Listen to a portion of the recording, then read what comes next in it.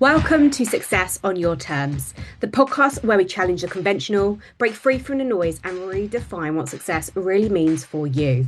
I'm your host, Natty Potts, and in each episode, we're diving into unfiltered perspectives on business and life because success isn't one size fits all. We'll explore how entrepreneurs are thinking differently, taking bold actions, and creating their own rules. Get ready to rethink how you approach growth, strategy, and the true meaning of success. It's time to stop following the crowd and start building your business your way. Marsh, welcome to the podcast. I'm really excited for this conversation because we've been in each other's worlds for quite a few years, and it's always great to see when you just stay connected and see what people are doing. I know your journey's been incredible, so I want to talk more about what you're doing. So introduce yourself, what you do, and also I also like to say, tell me something random. Random. All right, nice. Yeah, I'm Marshall, co-founder of the Done For You Sales Agency. We run a fully Done For You sales solution where we go into businesses, do the sales process, do all the calls, all the shit that no one else wants to do.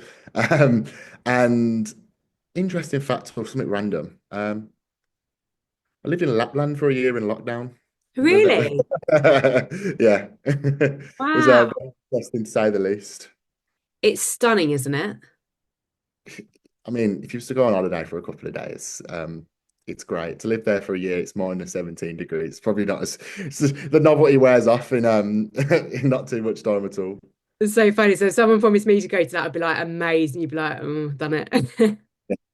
Crap, yeah. Like, tell us about your journey. I'm really curious about the done for you because often I think we can be in a world where people want a lot of that right now, right? And especially with things like sales, I used to definitely be that person that said I hate sales and it's really hard. And then I embraced actually I've just got to get on with it. And now I love it. I think it's a great, it's be great at sales is and it's a non-negotiable skill in business, but there's certainly parts of it that I would like to not do and things like that. So talk us about your journey into sales, why it's really important to business owners, and especially the done for you element.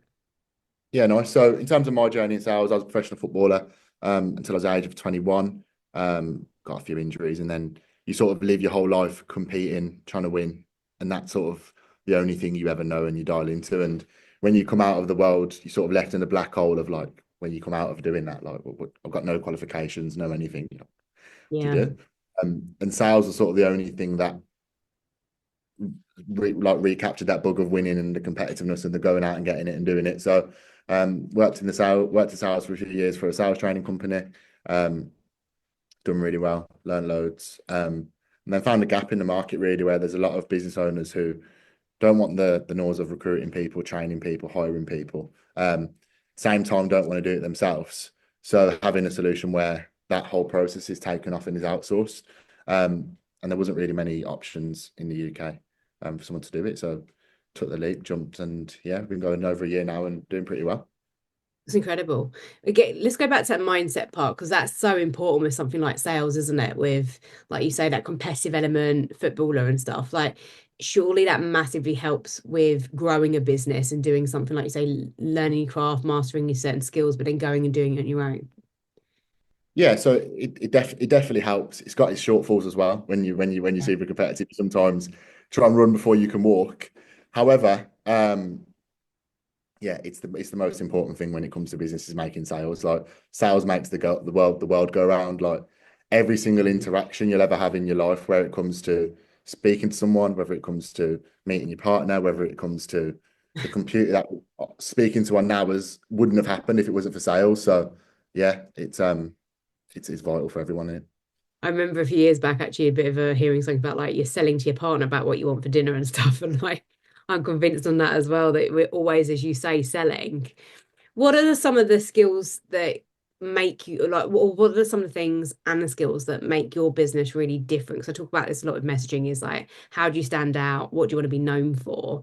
What is something that stands you out as a business that can really help someone that's listening that maybe like I used to be, hates sales and just doesn't want to do it? Yeah, yeah. There's two prongs really. There's the physical manpower of, for example, if you're a one-man band or you got yourself and an admin and someone that does a bit of delivery, like, and you're getting leads coming in, etc. Like, you don't have the time physically in the day to do a good job on every single one of the leads that are coming in. Yeah. We've got a force of 10 people now who are constantly all day, every day at the leads, which you're obviously going to make more money doing that way. Sure. The second part is the expertise. Like all of our salespeople are constantly are pretty much all closed north of £500,000 worth of sales across their lifespan. Wow. Most of us are way over 1 million now. So it's expertise of selling different services, selling to different people, connecting with different audiences, and the diversification. We've got men, we've got women, we've got whatever offer someone's got. We've got a sales force and people who we can use who can really get the most out of that. What's been the most like out of that? Because it's interesting. What's been the most challenging offer, or that's something that's taught you about the way you need to do business differently in sales? Yeah, like there's been obviously when you start a business, you're in a mode of, well, I've got two kids at home, Yeah. bills to pay, house to pay. You sort of take money if anyone who'll give it you almost at the start. And yeah, that was the biggest lesson. There's some people who are just, for example, if you're not generating leads and we coming in and as a sales team, it doesn't make sense because who are we calling? Um, so that's sort of the biggest lessons is like we've got our people now who are business owners who are turning over decent money, proof of concept, happy to work with us, Yeah. generate leads. Like we'll smash it for them. Yeah. You mentioned there about that part of like the leads part then. So for people wanting to know about like the done for you, it is that they're doing really well kind of top of the funnel stuff of getting that attention, getting people in.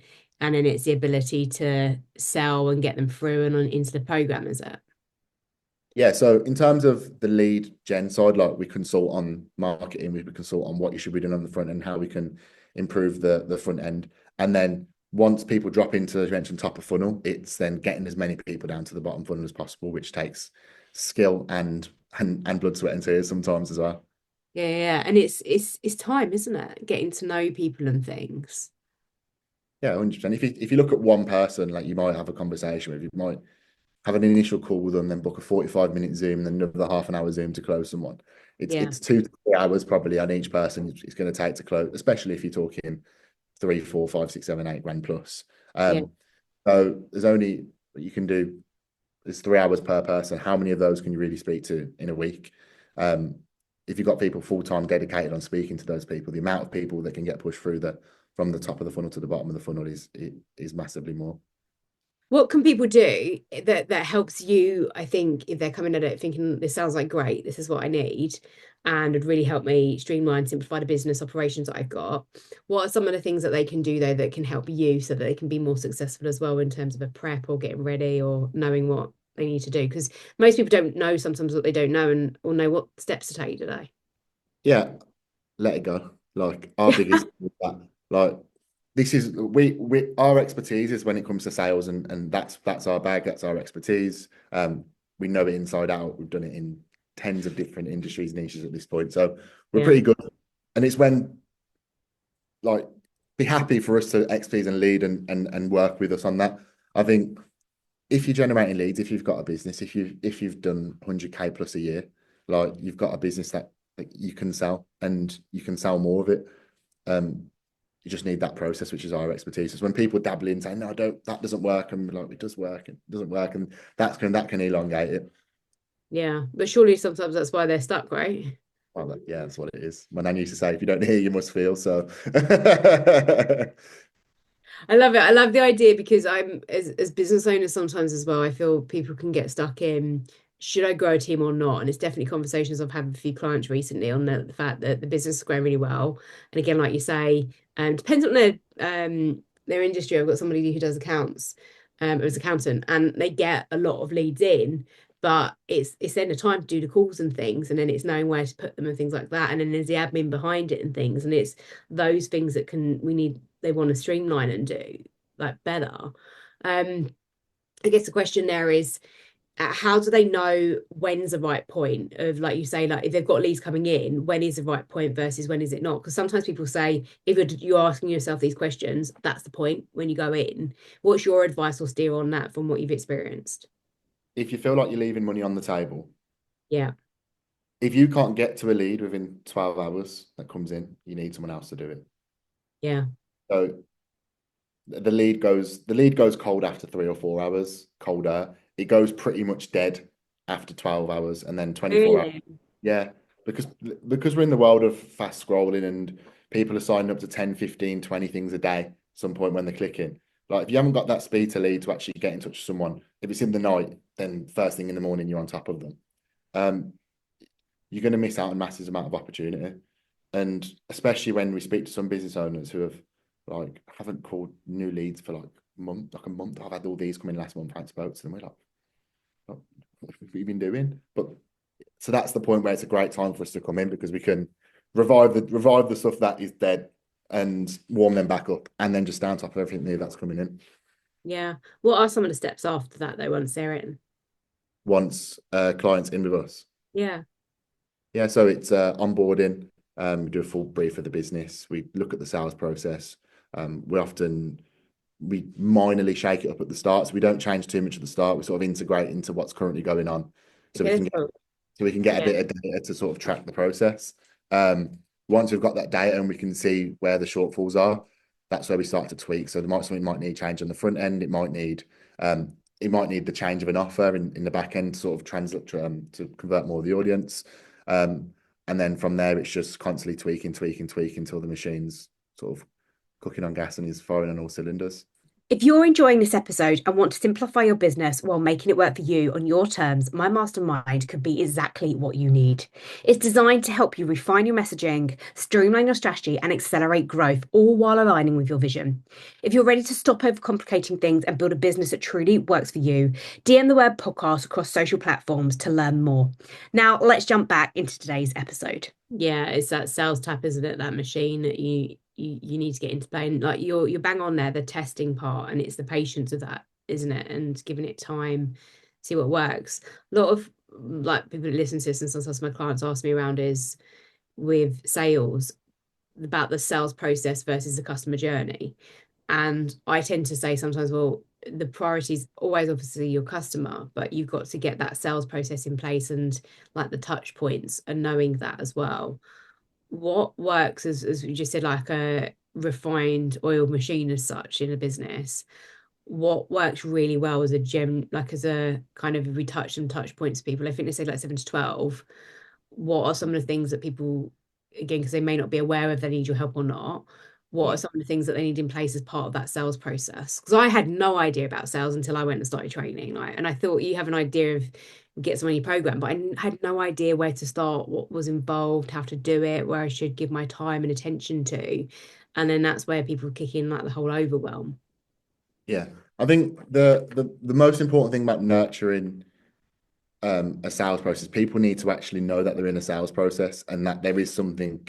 So a lot of people can give loads of freebies. It's this, it's that.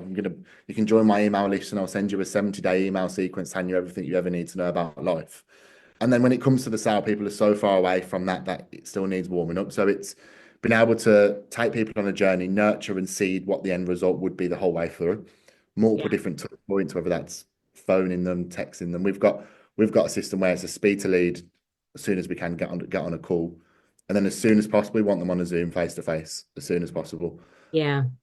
So it's getting them to having conversations, not like this, but if it was a sales call like this, face to face, the sooner you can get that in a process with the information and some love on the front end, the more Yeah. successful it's going to be.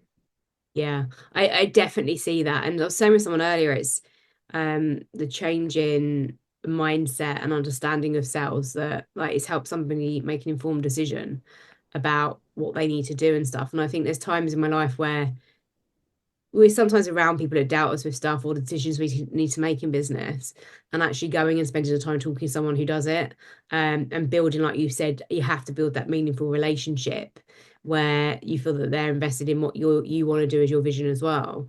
um that is so important to just get the clarity on so that you feel, again, it's people want the confidence to feel good, they're right on the next steps, they know what they're doing and when, and the impact that that has. That is super important. I feel a lot of people miss it out with sales. They're just lots of people wanting to chase and close a sale, but it's about the service, the experience, and it's the front end stuff.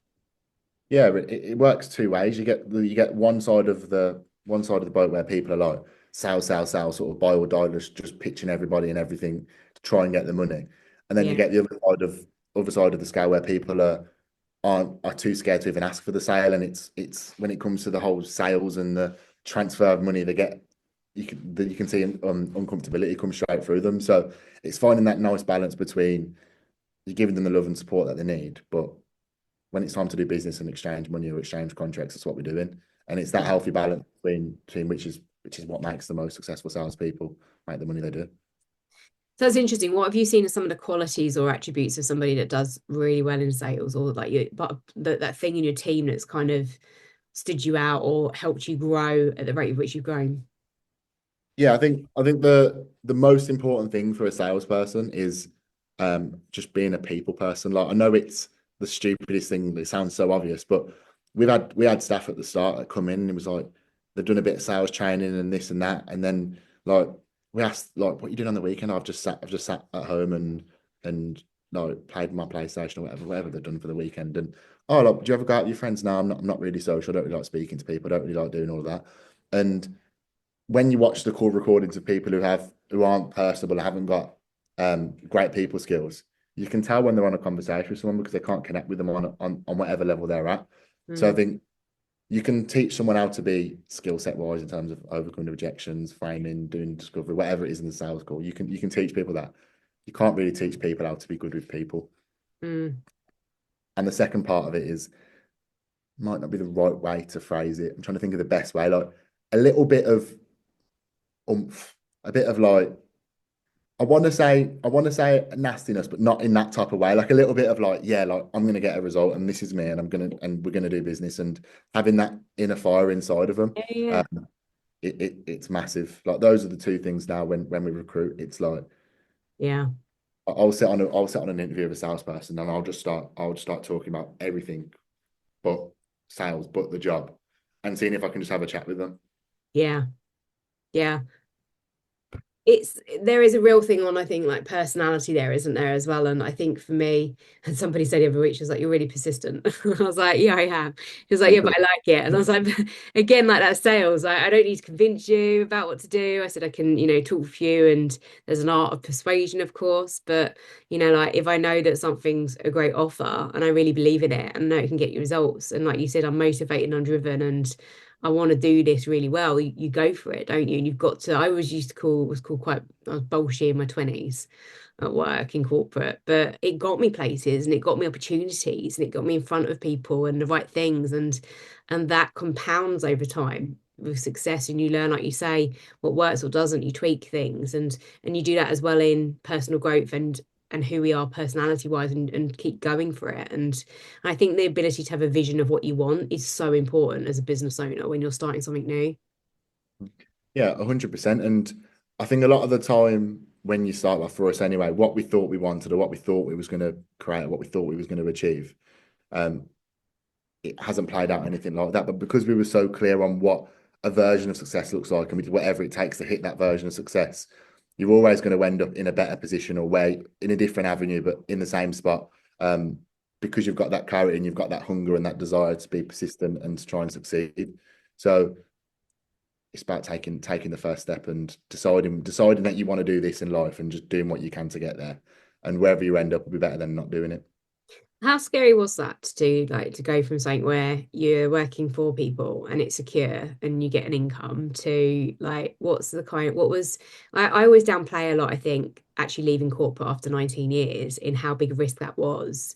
But likewise, you guys going out and just starting a business as well. What was that spark of why you wanted it and was that easy or was it like was what were the challenges there? Yeah, we sort of did it off a whim. Like we had a chat and we thought, should we do it? Should we try it? And we thought, yeah, sort of like, fuck it, yeah, we'll have a go. And then we sort of started doing a bit of planning and working out how it would look like. And we thought, actually, this might be all right. And then we spoke to a few people about it. And then we'd actually done a bit of business whilst we actually were still in our job. Oh So we had a well, little bit of proof of concept of people who have like paid us like yeah. for our service. And then as soon as it was time to jump, it was like, of course, it's scary. We were on good salaries, making 60, 70 grand a year. So we was doing all right, but we weren't fulfilled. So it was almost a no-brainer for us because what we wanted to achieve in life was more than just working a 9 to 5. So and if you get to a point where you're making 100, 150, 200 grand a year in your 9 to 5, it's impossible. It's not impossible to jump, but it becomes even more riskier. That's And I think we left at a time where it was it was a win-win. If it didn't work, we could probably find another job earning the same. And if it yeah. worked, great, we never have to work again. Yeah. And that's important. I think like even for something like this, that if it's something that's not your forte and you know you could learn it, but you don't want to, I think it's like with me with accounts, I'm like, I don't want to do it. I just want to give it to somebody else who does it. It's not my skills. I'm so much better somewhere else that it's if that's the bottleneck in your business, which it is for a lot of businesses, or they I see a lot of businesses that kind of gloss over the sales part and thinking, yeah, but I've got this amazing offer and it's amazing and everybody needs to hear it. And then I'm like, well, how are you going to sell it? And then it's there's not enough substance there, or they're just not aware of how to sell it in a great, compelling way that attracts people to want to do it. And that's where their business is, it's the bottom part where they get really stuck. Or like you said, they can get their people in, but they can't do the rest of the nurturing and close part. That's where this can work really well. Yeah, 100%. And I feel like there's a trend within, not a trend, but like there's a lot of like noise in the industry about like you're manifesting and you're putting your offers and you're getting really visible and you're getting yourself out there, which is great. Which is great in terms of getting people top of funnel. And then I think some people forget the sales bit and think that equals money straight away, when that only works when you've got the sales process to actually turn that into money. And that's the part of the machine that so many business owners, especially like within the coaching world, miss, because they're great at getting themselves out there, they're posting content, they're speaking at events, they're doing this, they're doing that. They've got a Yeah, great offer, they're in front of everywhere. And then their actual what they're delivering off the back end's absolutely great as well. And it's just the cog of right, so how are we going to sell this? When yeah, someone does what happens next, what happens next, what happens next, yeah. when when do they buy? And that's the keynote which we sort of plug in and work on more than anything. It just, I guess, before it comes to like what success to you is, but like, what's one thing that people can really do to lean into? Like, I don't think I really have to challenge people when it's like it's harder this year or things like that. It's hard. Like business is challenging. That is what we do, right? Of course it is, and running your own businesses and there's different risks there. But I always say like choose your hard. Hard for me was working in corporate 70 hours a week and hating my job and hate my life, right? So I love what I do. So I get to choose to do that. Um what do you think is a great like an area of opportunity or challenge that people really need to lean into this year that can really change the trajectory of their sales? Yeah, I think there's a when there's scarce when everything's scared in the world and everyone's a bit like, oh, is it going to work? It's not the right time. No one's got money, etc., etc. Like a lot of people sort of shrink within themselves when it comes to that. And if you look through history, like whenever there's been big global crises or big events in the global, things are sketchy. That's when the most millionaires and the most successful people are made. Yeah, So it's almost ignoring that and thinking like, regardless of what is going on, I don't care. This yeah, is what I'm going to achieve, and I'm going to go and do it, and sort of blocking out all of the outside noise you're going to hear. Like yeah, if everyone talks what cost of living yeah, crisis. If you're selling if you can speak and sell to millionaires, you'll never hear anything about the cost of living crisis again. If people are talking about Trump and the Ukrainian chap, I don't know what's his name. yeah, Like if your service helps someone, I don't know, get fit, yeah, then does it like it's literally blocking out the noise and focusing on what you can do and just going all for it and focus on how you can make the money and make the success you're looking for. yeah. That's a big thing in just like controlling what you can control. Exactly. If you go into if something like COVID happens and everything blocks off, like again, another situation, loads of millionaires, online millionaires were made during COVID because they fought on their feet and didn't get down in the dumps about it. Yeah, it's such an important mindset and resilience, isn't it? And I always think that if, especially if you're on your own, you're struggling, like you're saying, you've got the volume of leads coming in, but you just feel like you're then working every hour or it's very delivery heavy and things. Those are some of the signs, I think, unless you've got more to expand on there, but they're the kind of telling signs of like, I need some help and I need to go and ask for it because that can massively bring you more opportunity. You're doing the things you can be doing to actually grow your business. Yeah, exactly. And you're buying back your time, which is we everyone goes into business to be Yeah, happier and do that's more free and more time. But if you're stuck on sales calls all day, you can't. no, no. What is something obviously is the main theme of the podcast is talking to people about what success means. Clearly your journey in doing your own thing and learning that and your resilience and your mindset is absolutely your like one of your superpowers for sure. What does success mean to you? I think success means to me being in a position where I could take any risk or do anything I want to do in my life without having to worry about the consequences within Wow. reason. If I Yeah. if I if I wanted to wake up tomorrow and start an AI tech machine that I've no clue about, but I woke up with that urge, I want to be able to jump in and do it because I've Yeah. got that sort of platform and that success and been able to live with always moving forward rather than looking over my shoulder. Yeah. Yeah. How can people connect with you and find out more about you, but also your team and what you do? Yeah, so in terms of Instagram, it's DFYSA underscore, I believe. And then our website, dfysa.com. Best places to catch us on. Amazing. Thank you so much for your time. All right, brilliant, Natalie. Thank you very much.